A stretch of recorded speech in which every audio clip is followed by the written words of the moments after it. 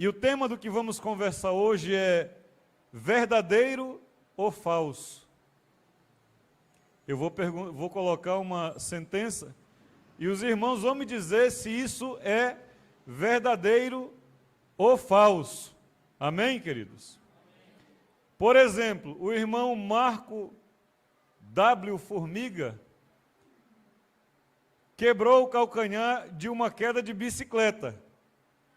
Verdadeiro ou falso?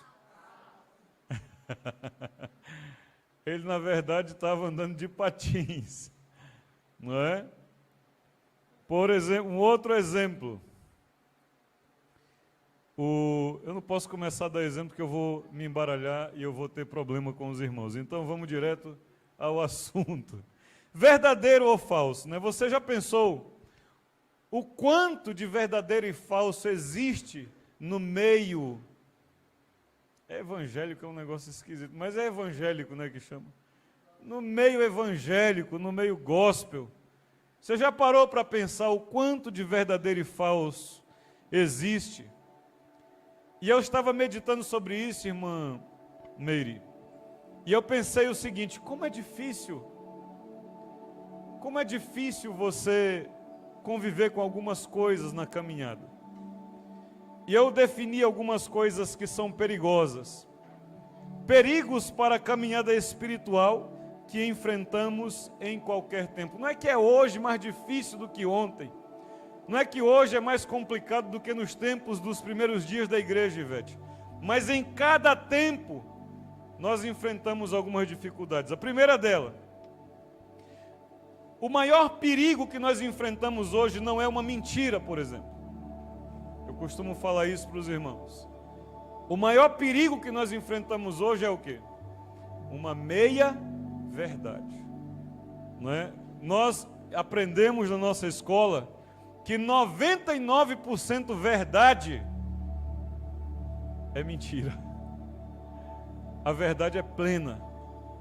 A verdade é completa. Mas, infelizmente, nós estamos vivendo um período de muitas meias verdades. E isso, Ivete, causa confusão na cabeça da gente. Isso causa como é que diz? Um embaralhamento nos nossos pensamentos. Uma outra coisa perigosa que eu percebi não é o mal em si. A maldade, o mal, a coisa ruim em si não é perigoso. Por quê? Porque você, sabendo que é perigoso, você cai fora.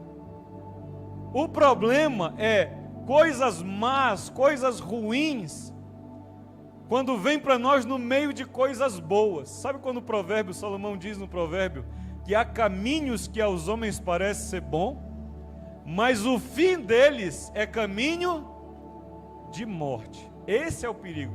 A pessoa, irmã Meire da Xande Bebedouro, você compartilhou um pouquinho, percebemos o quanto vocês foram fiéis na caminhada, mas um grupo ou umas pessoas com quem vocês andaram não eram fiéis. E de repente você viveu coisas muito boas no meio daquele grupo, coisas que enchia o seu coração de alegria, de gozo, de paz. Mas de repente o mal se revelou. Porque do mesmo jeito que é a mentira, 99% bom ainda não é bom o suficiente. Se vier misturado com coisa ruim, não presta. Amém, queridos? Uma outra coisa que eu creio não ser ruim, o que é ruim, o que nos destrói. Eu não lembro agora qual foi o missionário, mas o dos pés sangrentos lá da Índia, Hudson Taylor, não? Eu acho que era Hudson Taylor, que disseram a ele para ter cuidado com os tapetes da Europa, porque os pedregulhos e os espinhos da Índia, da Ásia, não o afastaram de Cristo, mas os tapetes, os salões, as festas da Europa poderiam atrapalhar a vida dele. Você já reclama, você viveu, eu sei que nós temos vivido isso esses dias, são lutas, são dificuldades. Alguns irmãos que mandaram mensagem disseram: oi pastor, hoje foi difícil o dia, foi batalha, primeiro dia de jejum, amém? Primeiro dia de consagração, e o maligno já está furioso. Mas qual é o perigo, Ivete? O perigo não é a dificuldade. O perigo não são as tribulações. Quando nós estávamos na África, e a Janete começava a reclamar muito da vida, eu pegava ela, colocava no carro e dava uma volta na casa de algumas pessoas. E ela voltava felizinha para casa, irmãos. Numa gratidão que não cabia nela. Porque basta você ver que alguém está passando por maiores lutas do que você, para você ver que a pessoa começa a reclamar da pia cheia de louça suja. Não sabe o que é passar fome, queridos. Porque se soubesse o que é passar fome, não reclamava de ter que limpar uma casa, porque não sabe o que é viver sem teto. O perigo não são as tribulações, não são as dificuldades. O perigo é o tempo de bonança, querido. As pessoas acham que elas estão sendo, quando ela está passando por dificuldade, ela pensa que ela está na prova. Já viu o crente dizer, como é que está, irmão? Eu estou na prova. Por quê? Porque está sofrendo, está angustiado, não sabe de nada, inocente. Quando Satanás quis provar Jesus, o que ele prometeu para Jesus? Todos os reinos da terra. Quando você está sofrendo, querido, você não está na prova, você é um aprovado. Porque prova é quando você tem tudo o que você precisa, está tudo às mil maravilhas. O risco de você abandonar a fé, querido, Jesus disse que, ó, quão difícil é os que são amantes das riquezas entrarem no reino dos céus. Alguns perigos, William, são muito grandes. E esses perigos, eles estão dentro desse quadro de falsos, meias verdades, aquilo que não deve ser. No livro de João, no capítulo 8, e no versículo 31 diz assim: disse, pois, Jesus aos judeus que haviam crido nele: se vós permanecerdes na minha palavra, sois verdadeiramente meus discípulos. Hoje nós estamos enfrentando aí um negócio de que eu sou seguidor de Jesus, mas a minha maneira, a minha vontade. Tem um negócio aí de inclusive fazer um update da Bíblia. Cuidado, querido. Quem liberta é Jesus e a palavra é a única e a verdade. 32, e conhecereis e a verdade vos, e conhecereis está muito fraco. Conhecereis agora acordaram. E a verdade vos, então, verdadeiro ou falso? Você não disse ainda o que é, você já está me respondendo. João 14, versículo 6 diz que Jesus respondeu-lhes: eu sou o caminho e a verdade liberta. Amém, queridos? Quem é a verdade? Jesus é a verdade? A verdade? Quem é a verdade? A verdade? Quem é a verdade? A verdade? Agora as pessoas estão atentando para a verdade, queridos? Ou nós estamos atentando para aquilo que nos agrada? Nós queremos uma Bíblia para crer nela? Ou queremos uma Bíblia para se adequar a nós? Verdadeiro ou falso? Agora vocês estão acordados. João capítulo 8 ainda, versículo 36 diz: se, pois, o Filho vos libertar, verdadeiramente sereis livres. Se, pois, o Filho vos libertar, verdadeiramente sereis. Quem liberta, queridos? E Jesus é o quê? A verdade faz o quê? Quem liberta? E Jesus é o quê? Querido, não tenta inventar a roda, já foi inventada.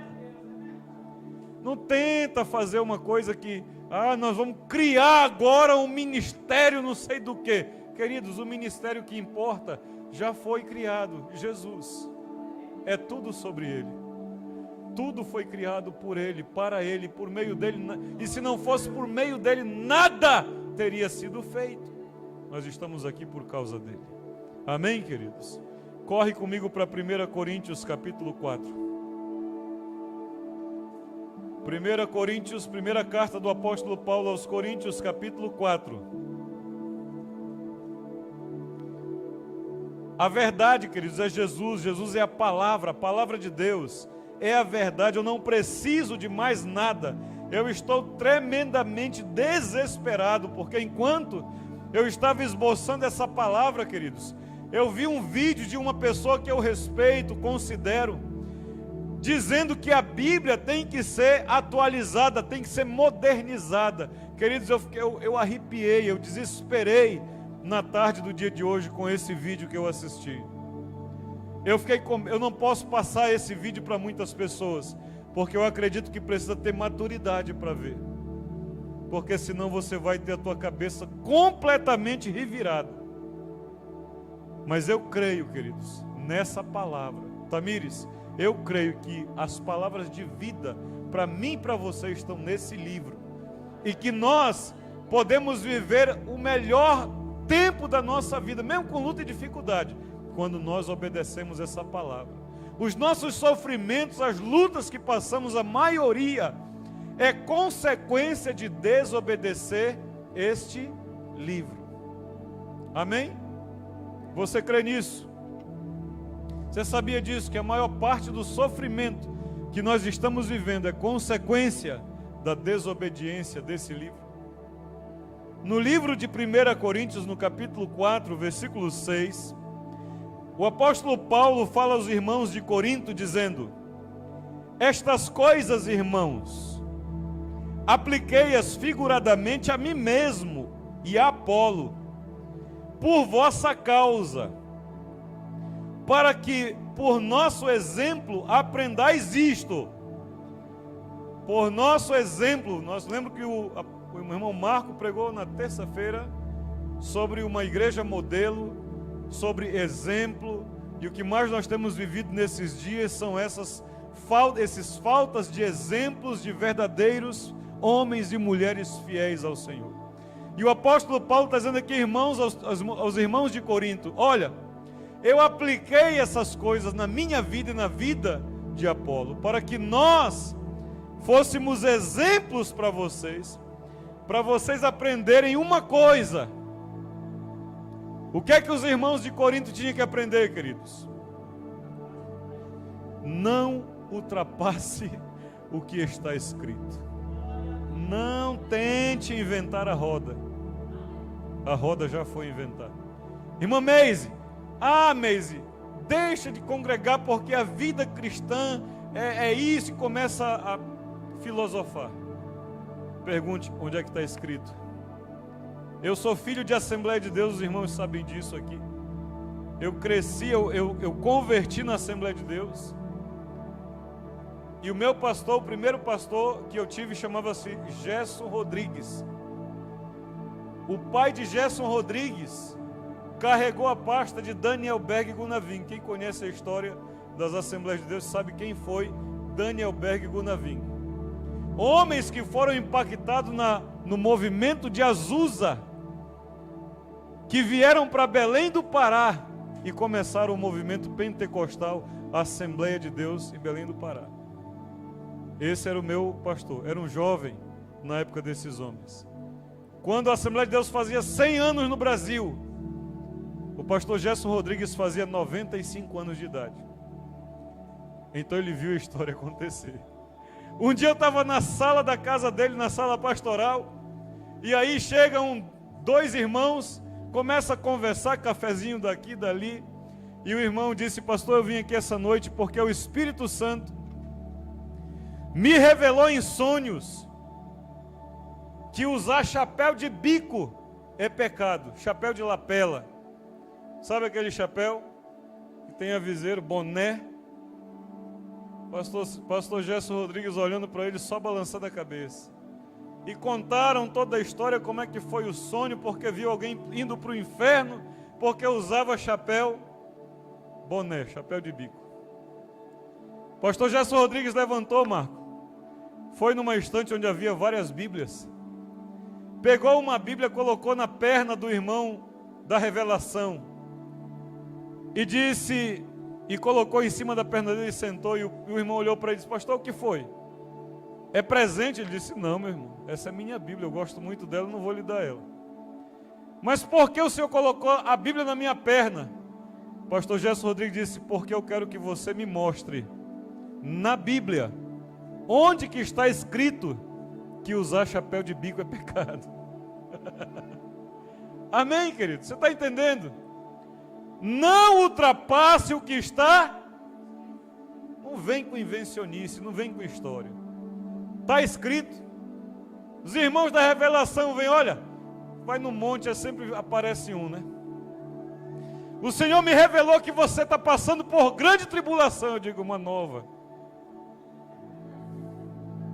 Mas você vai ser vencedor. Conta outra, meu amigo, essa eu já sei, está escrito. Está na Bíblia, eu não preciso de revelação para saber disso. Não ultrapasse o que está escrito. Agora sim, verdadeiro ou falso? O inferno não existe. O inferno é aqui. Quem já ouviu essa sentença aí? Quem já ouviu? Inferno não existe. O inferno é aqui mesmo. E aí? Hein? Geralmente na mesa de bar, em rodas de conversas filosóficas, em roda de pessoas que vivem uma vida promíscua, que para ele é muito importante que o inferno não exista. Mas sinto muito dizer, querido, o inferno existe. Mas, cuidado, hein? Usam a Bíblia para dizer que o inferno não existe. Mas eu quero nessa noite dar algumas bases. Primeira coisa, por que é importante que o inferno não exista, mesmo que eles usem alguns textos fora de contexto, tanto de ortografia quanto de história e contexto do texto, mas ainda assim não podem quando olham para a Bíblia como um todo. Quando olhamos para a Bíblia como um todo, querido, nós vamos entender que o inferno existe. Vou te mostrar. Mas por que seria bom que o inferno não existisse? Ivete, se o inferno não existisse, queridos, é bom estar aqui no culto? Sinceramente, é bom estar? É bom, né? Mas antes de sair de casa, foi fácil sair? Se o inferno não existisse, você vinha para o culto? Eu era o primeiro, querido, que ia ficar em casa assistindo televisão, vivendo vida dissoluta. Por quê? O inferno, meu amigo, não vai ter castigo, eu vou me matar para quê então? Eu vou sofrer, eu vou lutar, eu vou trabalhar, batalhar para quê? Na minha vida cristã. Então, para muitos é importante que o inferno não exista. Porque não existindo o inferno, eles podem continuar a vida deles. Mas um dia haverá uma grande decepção para muita gente. Uma outra coisa, se não é inferno, para que viver uma vida de privações aqui, querido? Então eu vou trair minha esposa, ela vai me trair, nós vamos beber, viver na farra, na prostituição, e em tudo quanto é tipo de coisa que não presta. Por quê? No fim do dia, não tem inferno, não haverá castigo. É ou não é? Fala a verdade, querido.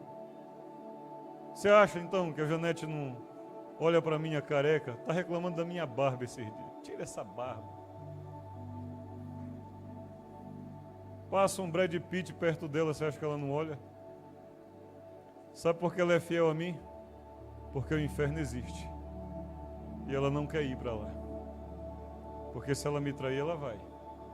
E o mesmo acontece comigo. De igual modo, querido.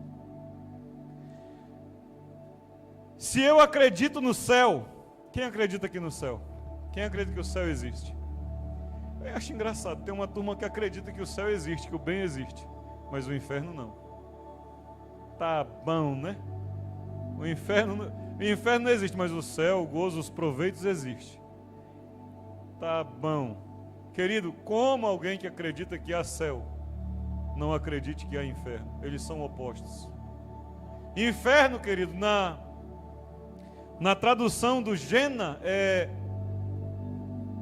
ausência de louvor a Deus. É um lugar onde não há louvor a Deus, onde não há intimidade com o Criador dos céus e da terra. Amém? O inferno existe, diga comigo, o inferno existe. Portanto, essa afirmação é falsa.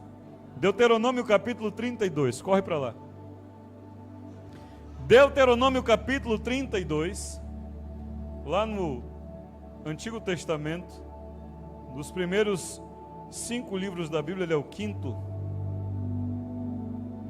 Capítulo 32, e o versículo 22.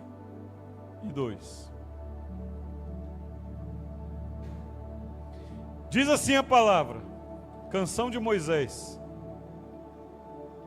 porque um fogo se acendeu no meu furor, e arderá até o mais profundo do... O que é que diz a sua Bíblia? E arderá no mais profundo do inferno. Consumirá a terra e as suas messes, e abrasará os fundamentos do monte. Corre comigo para Mateus capítulo 18. Mateus capítulo 18, versículo 8. Quem achou, diga amém. Mateus 18, versículo 8. Portanto, se a tua mão ou o teu pé te faz tropeçar, corta-o e lança-o fora de ti. Melhor é entrares na vida manco e aleijado, do que tendo 2 mãos e 2 pés, serem lançados no fogo eterno. Se um dos teus olhos te faz tropeçar, arranca-o e lança-o fora de ti. Melhor é entrares na vida com um só dos teus olhos, do que tendo 2, seres lançado no quê? No inferno de fogo. Jesus está falando do inferno. Já foi mencionado aqui que Jesus falou mais de inferno do que de céu. Você sabe por que Jesus falou mais de inferno do que de céu? Você sabe por quê?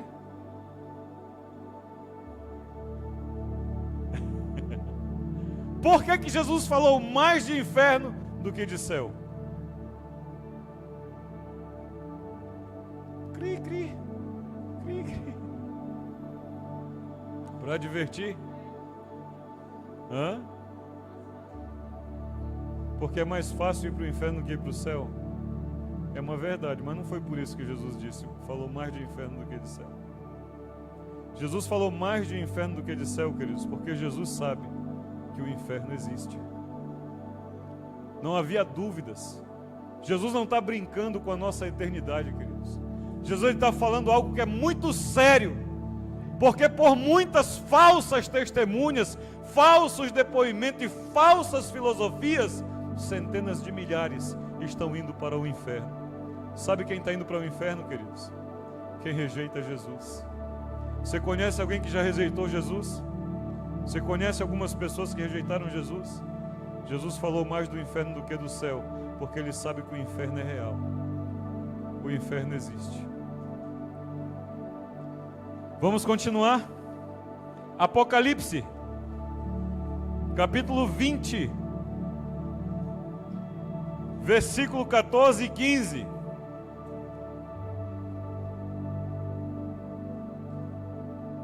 Queridos, são muitos textos, mas o tempo é escasso, nós vamos tratar de alguns.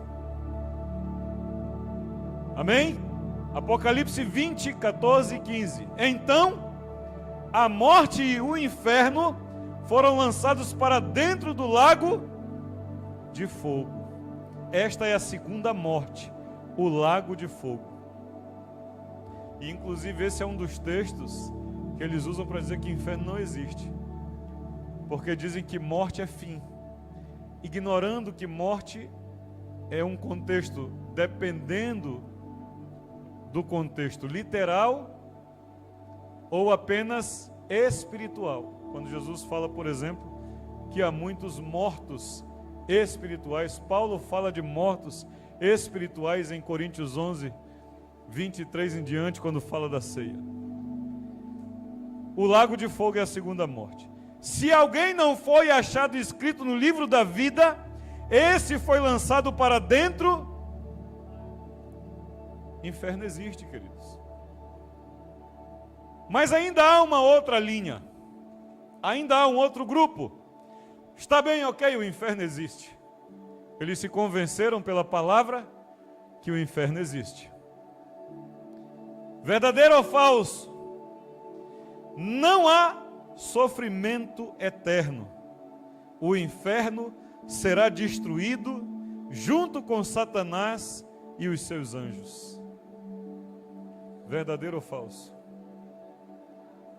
Até há sofrimento, mas não vai ser para toda a eternidade. O inferno será destruído.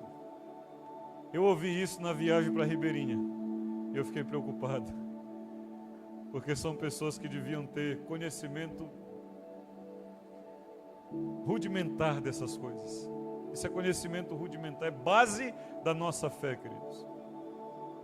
E eu vou dizer mais. De igual modo, usam a Bíblia para argumentar que o inferno, Satanás, o anticristo, tudo será destruído para sempre. E que não há sofrimento eterno. Há extinção, deixar de existir. E mais uma vez, queridos, eu penso com os irmãos o seguinte: tudo bem, há inferno, mas no fim, Cauê, tudo vai ser destruído e você deixa de existir. O que você ia fazer? Hã? Porque você ia se atolar no pecado. É a conclusão, queridos. Sabe, muitas pessoas baseadas nessa ideia não querem ter uma vida de fidelidade com Deus.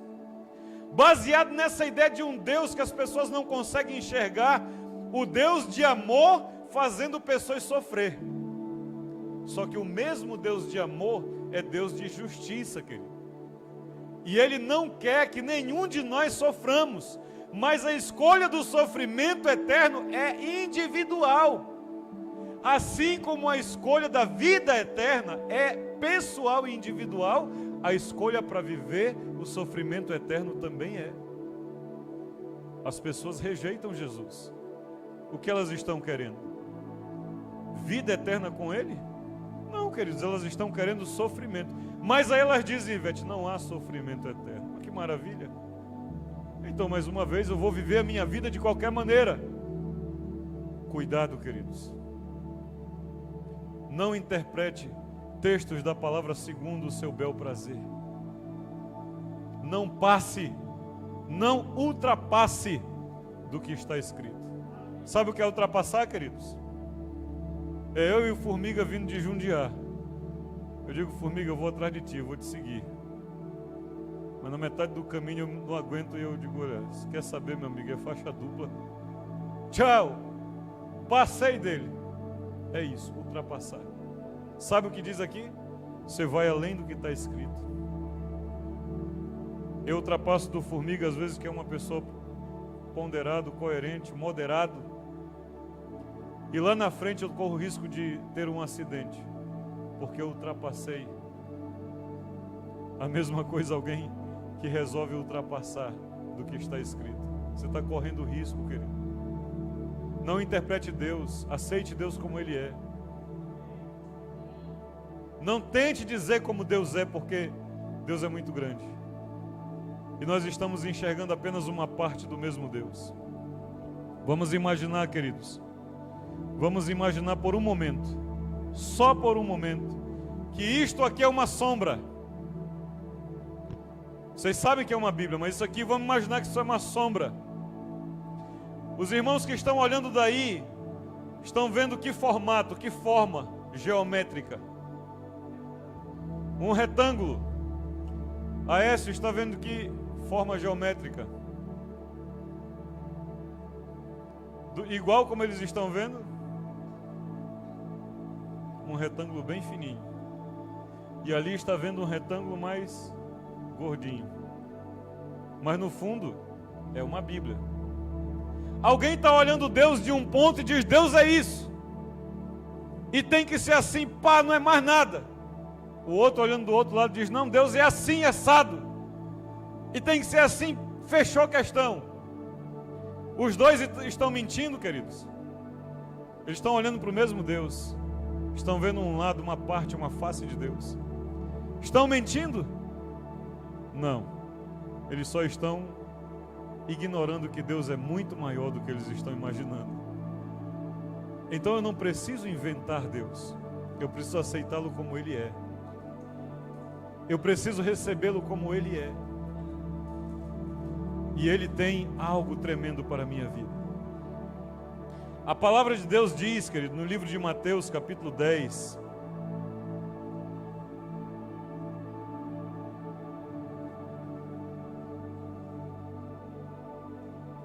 usando esse texto do Mateus 10, 25, ele diz assim: não temais o que mata o corpo e não pode matar a alma. Temei antes aquele que pode fazer perecer no inferno tanto a alma como o corpo.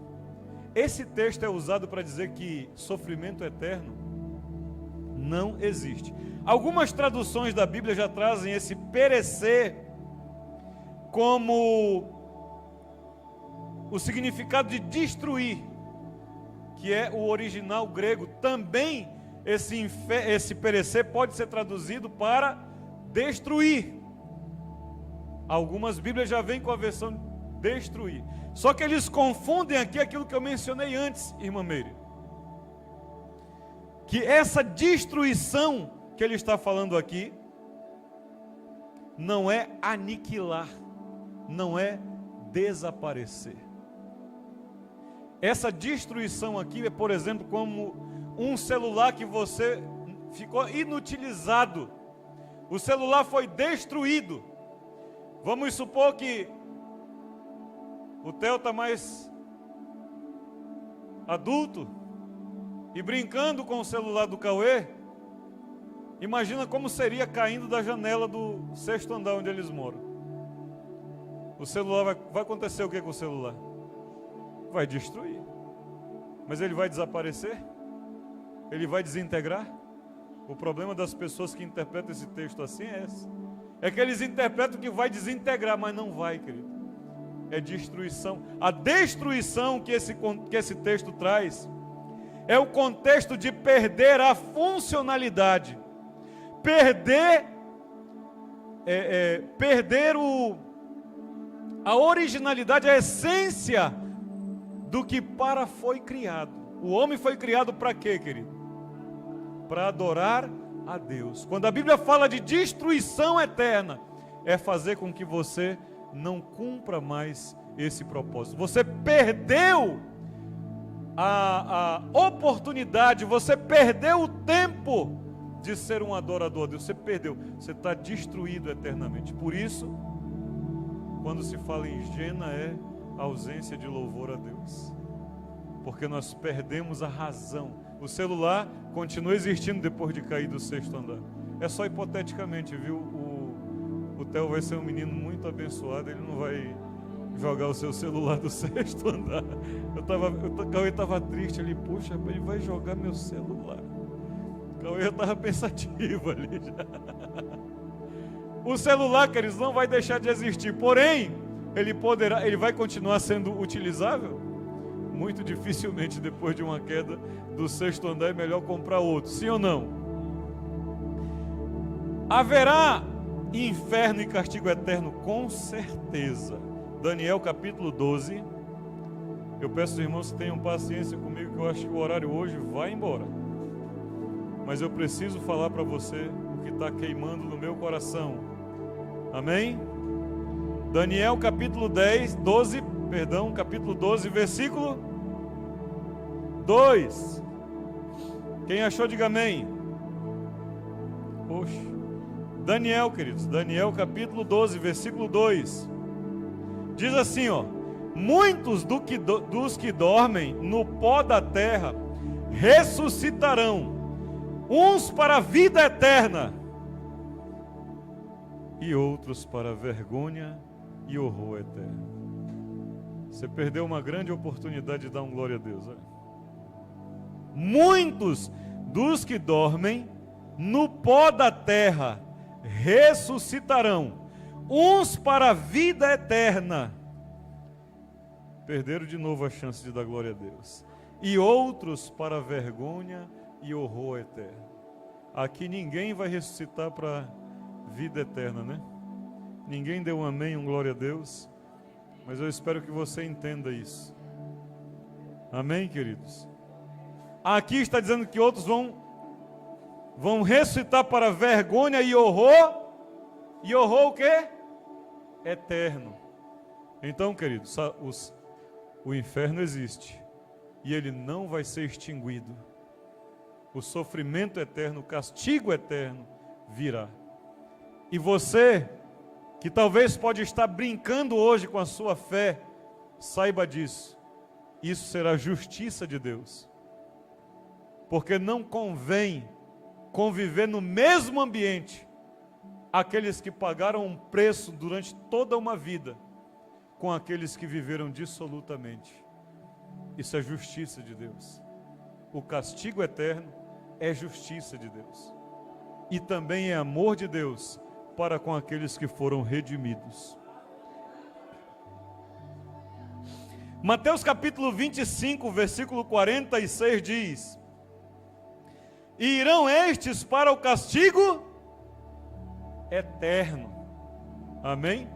Jesus está falando daqueles que imitaram a Ele, que receberam a Ele, que deram roupa aos desnudos, comida aos famintos, que visitaram, e Ele vai dando uma lista, e aqueles que não fizeram isso, e aqueles que não foram segundo Jesus demonstra ali, Ele diz: estes irão para o castigo eterno. Repita comigo: castigo eterno. Castigo eterno. Queridos, eternidade é o que? Vai acabar amanhã, é? Então o inferno existe, Cauê. E ele é por toda a eternidade. Do mesmo jeito que o céu existe. E ele é por toda a eternidade. Apocalipse capítulo 20, onde nós lemos ainda há pouco, no versículo 10, diz: para quem é o inferno?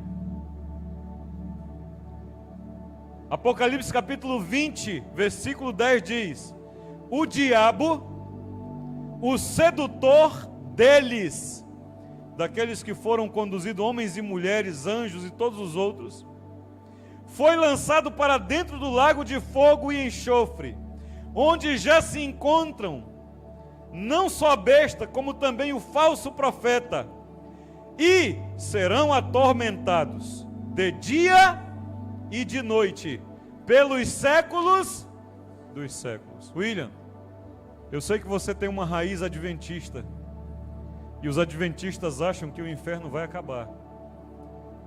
Diga para quem você conhece do adventismo: não vai acabar não, querido.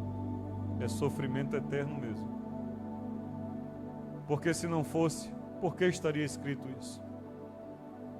Eu sei que é um grupo de pessoas, um grupo de crente Nutella que tem dificuldade de entender que Deus de amor também é Deus de justiça. Que não vai ter por inocente aqueles que deveriam obedecê-lo e andar segundo os seus mandamentos, a sua vontade. O livro de Tessalonicenses, 2 Tessalonicenses, corre comigo para lá. Nós lemos na terça-feira passada, 1 Tessalonicenses, palavra tremenda, abençoada do Espírito Santo aos nossos corações. Mas também em 2 Tessalonicenses, no capítulo 2, e o versículo 10, versículo 8 e 9. não 10. 2 Tessalonicenses, capítulo 2, versículo 8 e 10. Então será de fato revelado o iníquo, a quem o Senhor matará com o sopro da sua boca, e o destruirá pela manifestação da sua vinda. Ora, queridos, eu estou lendo o texto certo. Perdão, é o capítulo 1, versículo 8 e 9. Esse aqui vai entrar, mas é daqui a pouco. Perdão, queridos que estão aí nos acompanhando. É capítulo 1 de 2 Tessalonicenses, versículo 8 e 9. Então será de fato revelado, perdão, estou lendo de novo. Versículo 8 do capítulo 1. Em chama de fogo, tomando vingança contra os que não conhecem a Deus e contra os que não obedecem o evangelho do nosso Senhor Jesus Cristo. Estes, versículo 9, sofrerão penalidade de eterna destruição, banidos da face do Senhor e da glória do seu poder. Haverá castigo eterno, querido. Não brinca com o Senhor, não brinca com a tua caminhada da fé. Haverá castigo eterno. Não haverá extinção, não vai ser extinguido nada. Para testemunho daquilo que Deus falou às nações pelos séculos dos séculos. Amém, queridos? Alguém pode questionar e dizer: isso é justo? E nós podemos dizer sim, é justo. Porque ainda que a eternidade seja algo em comum entre os salvos e condenados, haverá distinção de sofrimento. Você sabia disso? Que maior castigo haverá para aqueles que conhecem do que para os que não conhecem. Apesar de a eternidade ser algo em comum, tanto para quem vai para a vida eterna, como quem vai para o sofrimento eterno, na eternidade e sofrimento eterno, haverá distinção de castigo. Capítulo 23 de Mateus, volta aí um pouco. Em nome de Jesus. Capítulo 23 de Mateus. E o versículo 14.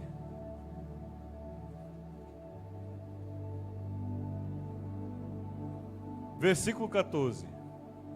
Olha o que ele diz aí. Ai de vós, escribas e fariseus, hipócritas, por que devorais as casas das viúvas, e para justificar fazeis longas orações? Por isso sofrereis juízo muito mais severo. Ou seja, se há um juízo mais severo, é porque há um juízo mais brando. Então haverá distinção de sofrimento. Amém, queridos? Haverá inferno. Primeira coisa, há inferno ou não? Sim, queridos, há inferno. Ivete, os nossos amigos, os nossos familiares precisam saber que há inferno. Foi por isso que Jesus falou, como disse outro dia o irmão Marco, mais de inferno do que de céu. Porque ele tem certeza, ele sabe, ele conhece. Aliás, teólogos afirmam que no período da sua morte, antes da ressurreição, ele foi ao inferno, tomou a chave da morte da mão do diabo. Inferno existe. Segunda coisa, o inferno é eterno ou passageiro? É eterno. Haverá um sofrimento e um castigo eterno. A justiça de Deus, queridos, se aplica aos redimidos e não aos condenados. Ainda que Deus dê uma beirinha para os condenados, a justiça dele vai se aplicar aos redimidos. Quem é redimido? Aquele que creu em Jesus. E os justos que se apegaram, os justos que pagaram o preço com Cristo, viverão livres daqueles que viveram dissolutamente. Você já imaginou, Marco? Você chega no céu E você encontra lá uma pessoa que você sabe que viveu toda a vida dele forasteiramente, dissolutamente, fazendo todo tipo de atrocidade e injustiça. Como você se sentiria? Sabendo que ele não entregou a vida a Jesus nos últimos dias, sabendo que ele foi para o mesmo lugar que você. É justiça de Deus, queridos. Porque Ele não vai permitir que o céu seja contaminado. Amém? E se o inferno é algo incompreensível para nós, você quer ver uma coisa mais incompreensível ainda? Jesus. João 3,16, Ivete. É difícil entender o inferno, né? É muito. Ivete, eu vou pela fé, porque eu creio na palavra. E a palavra me diz que o inferno existe. Mas eu entendo tudo? Não, nem quero. Eu quero distância do inferno. Mas há uma coisa também muito difícil de compreender. Como Deus nos amou. Como Deus amou alguém como eu e você. E como Ele pôde... Alguém aqui, Tamires, seu filho vai nascer. Nem nasceu ainda. Mas quando ele nascer, ele vai precisar doar todo o sangue dele para uma outra pessoa viver. Sabe o que significa isso? Ele vai morrer. Você concorda? Hein? Sim ou não? Você concorda em entregar teu filho, que você ainda nem pegou no colo, para ele dar todo o sangue dele para outra pessoa viver? Você concorda?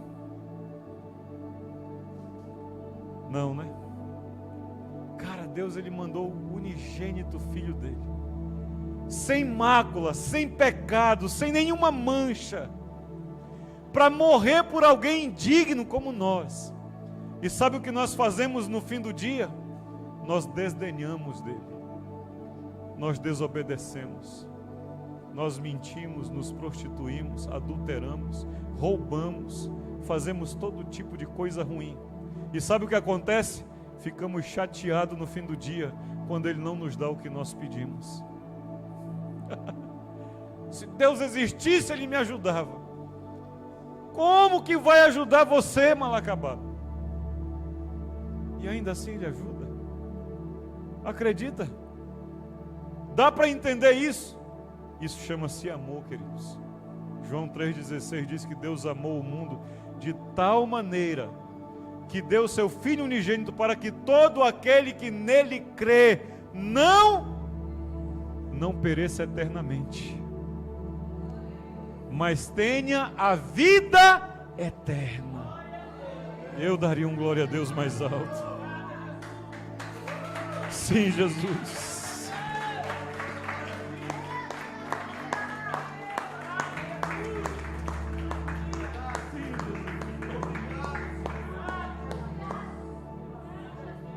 Você está reclamando porque o inferno existe?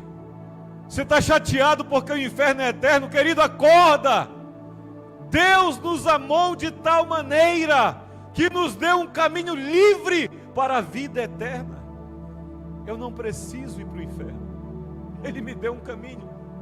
Ele me deu uma saída. No livro de João, no capítulo 5, ainda no Evangelho de Jesus, segundo escreveu João, capítulo 5, versículo 24.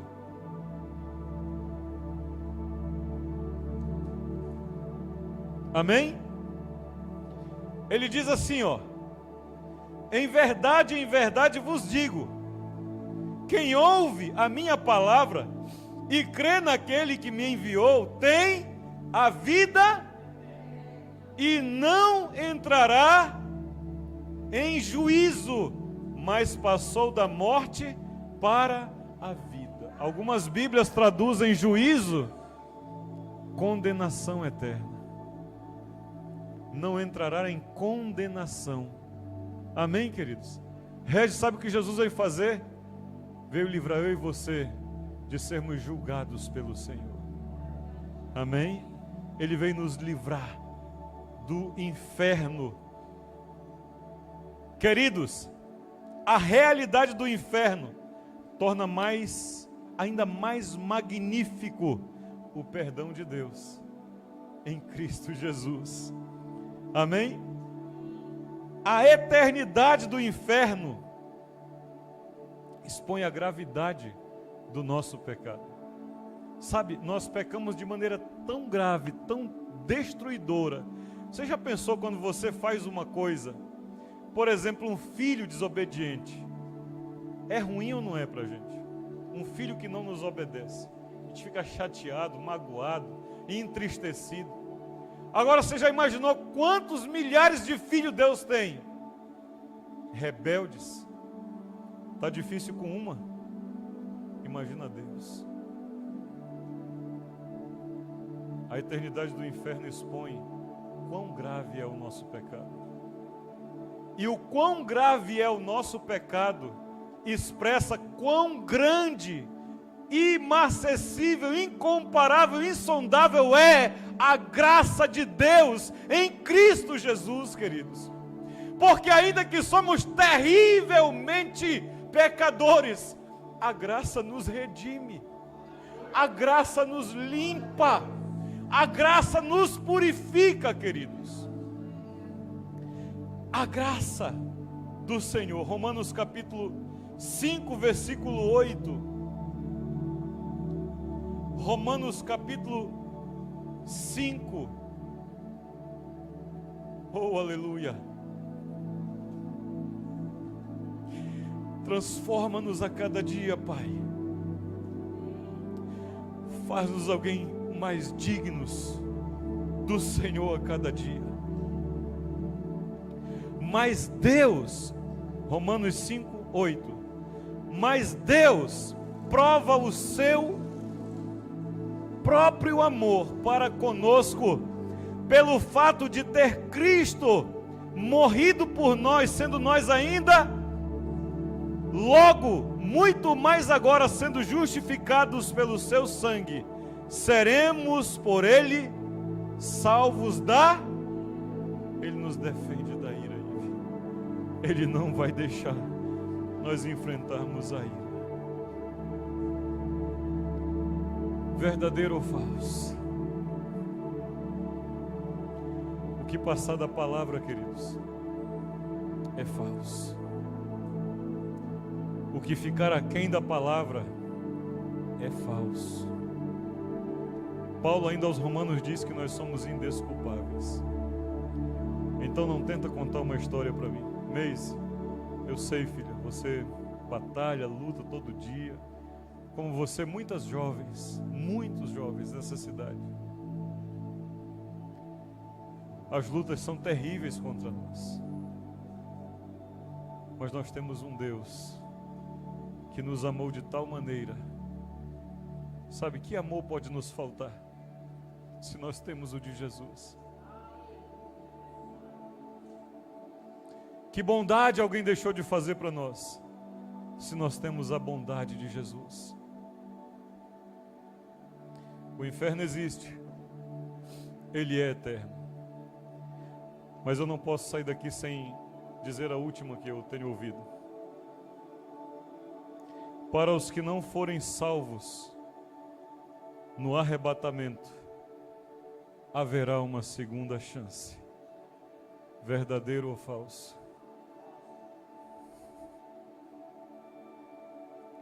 Queridos, é tal coisa, nós podemos ter uma Bíblia e acreditar no que queremos acreditar.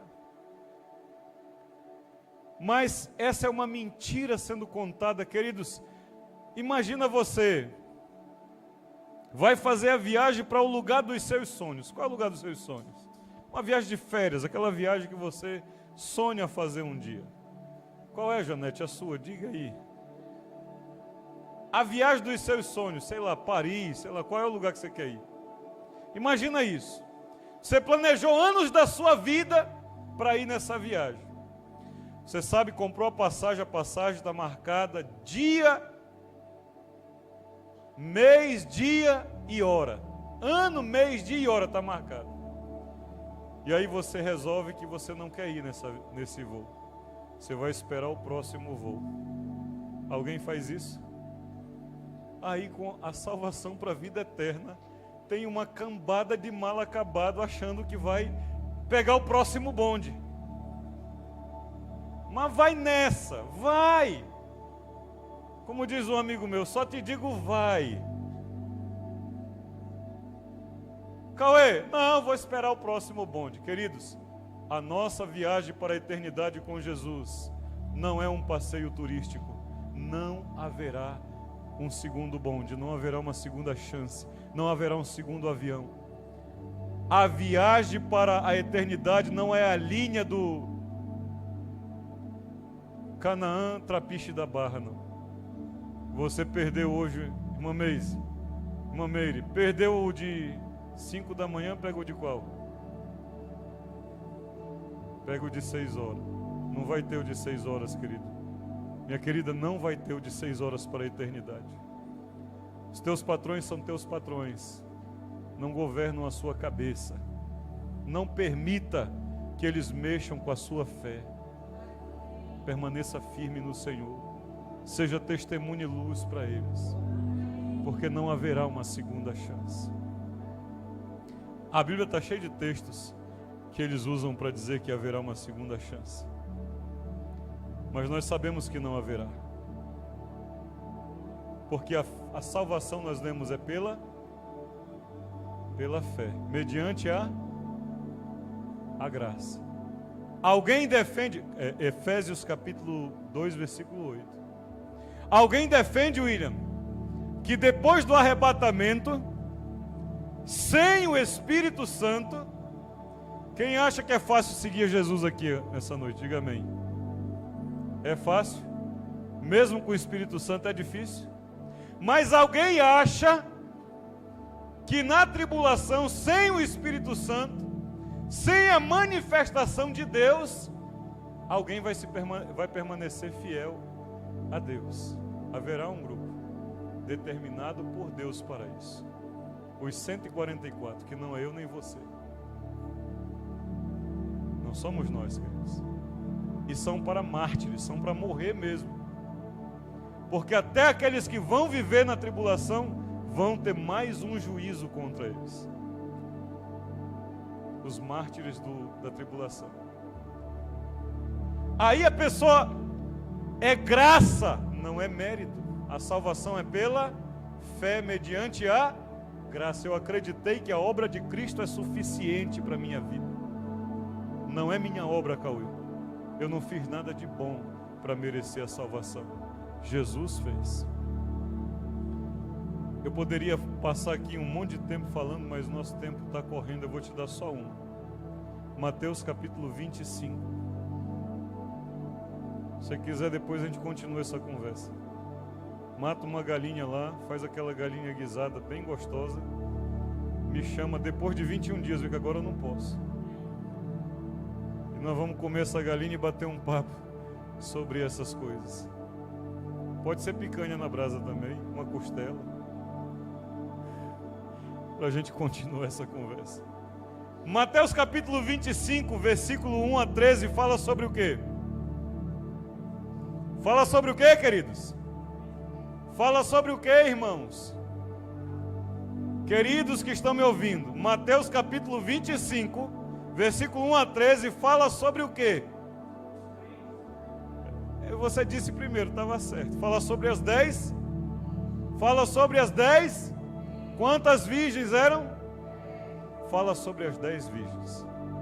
Diz que 5 eram prudentes, né? Nércias, né? Prudentes. E fala que outras 5 eram imprudentes. Havia 5, diga comigo, havia 5 prudentes. Vamos fazer melhor, me responda. Havia o quê? E havia o que mais? Chegou a hora que o noivo vem, à meia-noite. As prudentes estavam preparadas. As imprudentes estavam despreparadas. Na última hora, quem já tentou fazer coisas da última hora e deu certo? Quem já tentou? Na última hora você quer resolver, pai, Olha, queridos, quando vai chegando a hora de partir para aqui, eu não faço mais nada, eu não falo com mais ninguém. Falta 1 hora para começar o culto, Regis. Sabe o que eu faço? Desligo o Wi-Fi e coloco em modo avião meu celular. Porque senão tu vai receber uma notícia ruim antes do culto. Convidou pessoas para papai e mamãe para jantar em casa, estava tudo indo bem, mas de repente o gás acabou. E você tenta resolver as coisas de última hora. Dá certo, querido? É melhor dizer, olha, vamos esperar um tempinho mais aí. Eu não vou acelerar nada, eu vou fazer no tempo. Na última hora, as 5 imprudentes quiseram arrumar as coisas. Irmã Luciana, tentaram arrumar as coisas na última hora. Você já pensou? Você trabalha com isso, você sabe como é difícil trabalhar sob pressão. O que aconteceu? Enquanto estavam distraídas tentando arrumar as coisas, o que aconteceu, queridos? O noivo chegou e entrou para as bodas. E o que ele fez? O céu tem portão, queridos. E não é qualquer um que vai entrar. E as regras são rígidas para entrar lá. Mas alguns dizem, William, que haverá uma segunda chance. Então daqui a pouco chegam as 5 imprudentes, gritando e batendo na porta, pedindo para entrar. O que aconteceu com elas? Foram aceitas? Mas não era Jesus que estava lá, o noivo? Ele não é amor? E como é que ele não aceitou, irmã Lúcia? Como é que ele não aceitou as outras 5? E tem um monte de gente pregando que haverá segunda chance. Cuidado, querido. Não haverá segunda chance. Mas há uma coisa preciosa.